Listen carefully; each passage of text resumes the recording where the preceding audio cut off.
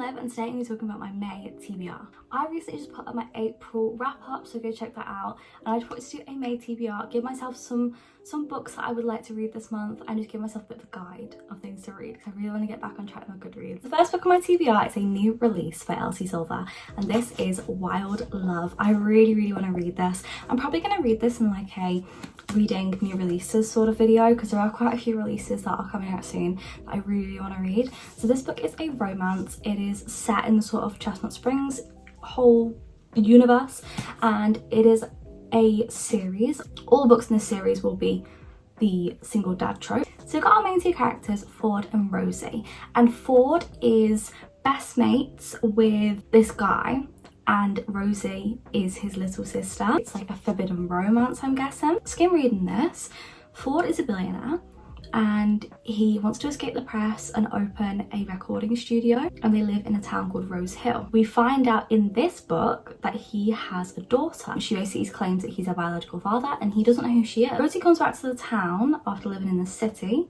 and she is desperate for a job. Ford offers her a job but keeps her at arm's length. But they have like sparring apparently in this. So basically they have a lot of banter with each other and digs at each other, always arguing, and they've got heat throughout. So basically what I've got from people online and from reading the blurb is my two characters, Ford and Rosie, in this book know each other. He is her brother's best friend and they both lived in Rose Hill, and then she moved away to a city and she's been living there and she's come back and she needs a job desperately, which Ford gives her, and they are constantly bickering and having arguments and the tension and the heat is there. Pretty sure that Ford has always liked her as well and the tension is there. So he is a single dad, which he doesn't know he is until, I'm guessing, partway through the story, the beginning, because it says on here how a girl turns up and she's like, "You're my biological father," and he's like, "Wait, what?" So he becomes a dad. And yeah, I've heard that it's spicy. I've heard that loads of people are fangirling over Ford. So I just really want to read it. I mean, the cover looks beautiful and I really want to read this book. I love Elsie Silver's writing. The next book I want to read is one that has just come out and that is King of Sloth by Anna Huang. Oh my god, I really want to read this book. So I can't remember who the character of this book. I'm pretty sure it's Sloane. And then, is it Xavier? It might be Xavier. But this book is the fourth installment of the Kings of Sin series, and King of Sloth is about these two people. It's a reverse Grumpy Sunshine book. These two people work together and she is his sort of like, I don't know if it's a publicist or a lawyer, but she keeps him out of trouble and keeps him out of appearing bad because these are all billionaires in this King of Sin series, and so they're in the public eye quite a lot and she's trying to clear up his image and things, and he just likes to test her, and I'm just very excited for it. I love Anna Huang's writing and I really love the Twister series and I'm loving the Kings of Sin series. It's really good. Next what we've got is a thriller, and this one is 5 Survive by Holly Jackson. This one I have been interested in reading for ages. It's been on my shelf for ages too, and I really have been loving thrillers recently. I'm just loving them.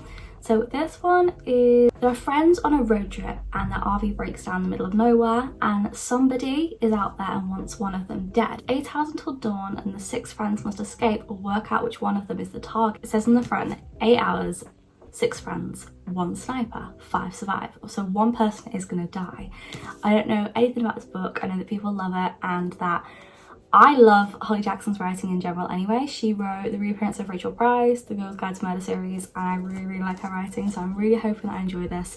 I just really want to read it. Next one I've got is a book by Sophie Lark, and this is The Kingmakers Book 1, and this book series follows on from the Brutal Birthright series, which I really loved, and it's about the kids of the parents in the first books.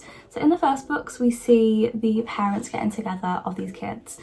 So for instance, these books are Brutal Prince, Stolen Heir, Savage Lover, Bloody Heart, Broken Vow and Heavy Crown. In these books we see dark romance of people getting together and it's all mafia related, and then this other spin-off series is about the kids of these mafia families, and it's like a series, like a TV series. It's what she's written like as a disclaimer, and she said book 1 is year 1 and then so on and so on, and each book is a different year, so a different season in a TV series. Over the span of the book series, it's the same characters that are like reoccurring and coming back, and these characters are meant to have like character arcs, so it does sound good. But the first book is like a rivalry, so we've got two characters and we know who their parents are, like we already know that, and they end up like liking each other, and I think it's like childhood friends to lovers. There's also this rivalry between two other people. I think it's Dean and, oh, I can't remember his name, but there's a rivalry between two people because of something that happened in the final book of the Brutal Birthright series. Next book we've got is Seven Summers by Paige Toon.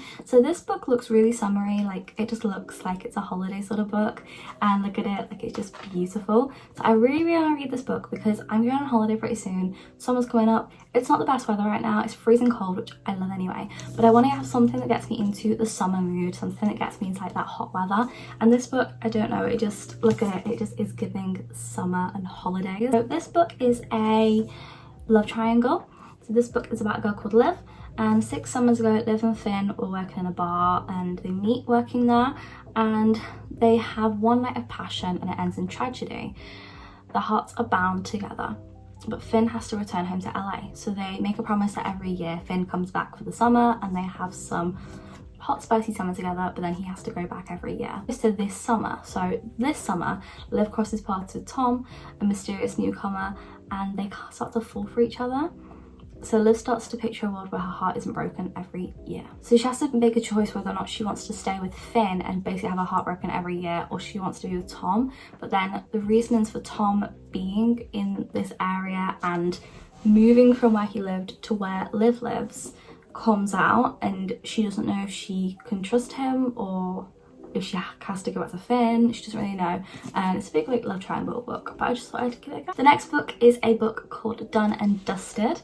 So this book, I can't actually remember who wrote this book, but I've bought it on my Kindle. The next book is Done and Dusted by Lilia Sage, and this one is a romance, a cowboy romance, I think.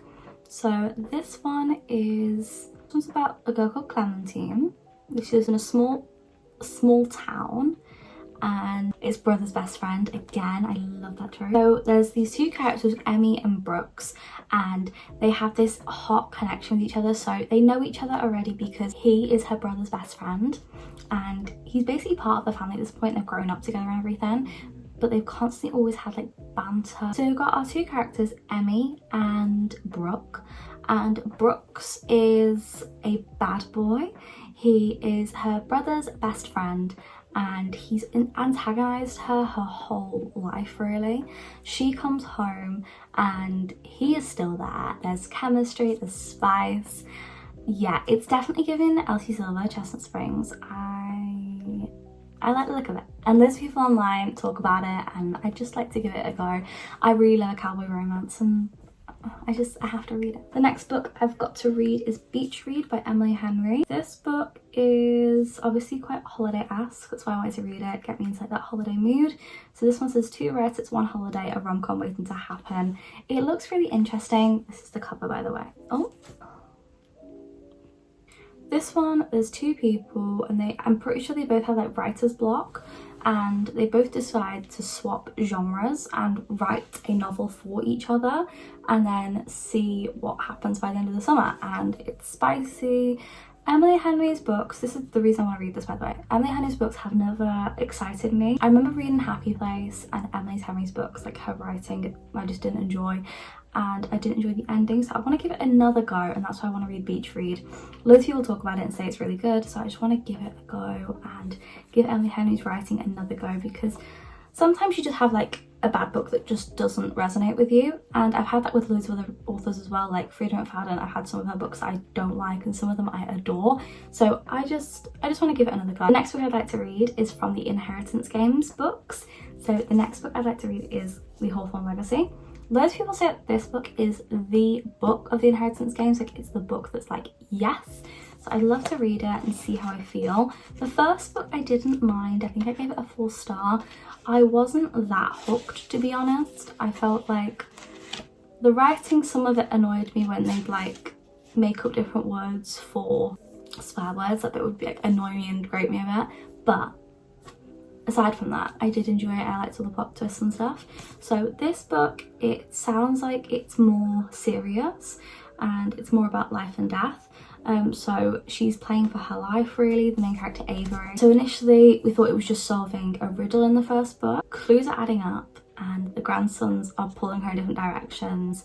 She doesn't know who she can trust. The stakes are getting higher and higher, and she just, there's loads of, basically it's like a murder mystery, and there's loads of cryptic things happening, loads of clues, plot twists. You have to figure out who you can trust, and yeah, it just looks very interesting.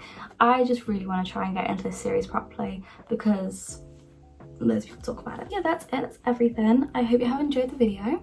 I will see you guys pretty soon with another one on Sunday. Subscribe and like and do that stuff because we're really close to 700 subscribers, and I'll see you guys pretty soon. Yeah, I'll see you guys soon.